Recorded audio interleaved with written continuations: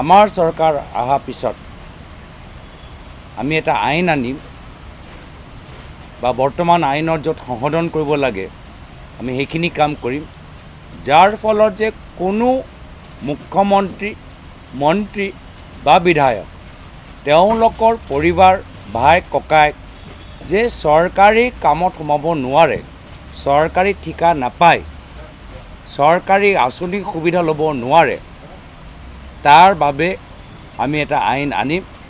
হ'ব পাৰে আমাৰো দলৰ কিছুমান আপত্তি পাব পাৰে, কিন্তু এইটো সময়ৰ প্ৰয়োজন।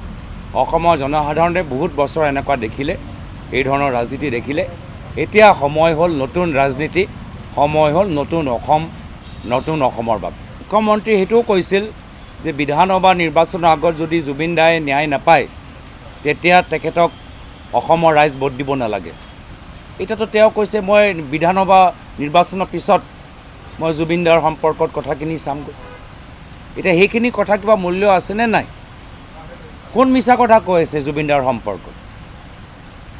ছিংগাপুৰৰ কোৰ্টত মিছা কথা কোৱা গৈছে নে অসম বিধানসভাত মিছা কথা? কোনোবাতো মিছা কথা ক'লে। ছিংগাপুৰৰ কোৰ্টত ছিংগাপুৰ চৰকাৰে মিছা কথা ক'লে নে অসমৰ পবিত্ৰ বিধানসভা মজিয়াত মুখ্যমন্ত্ৰী মিছা কথা ক'লে? মিছলীয়া কোন? আমি সেইটো জানিবলৈ বিচাৰোঁ।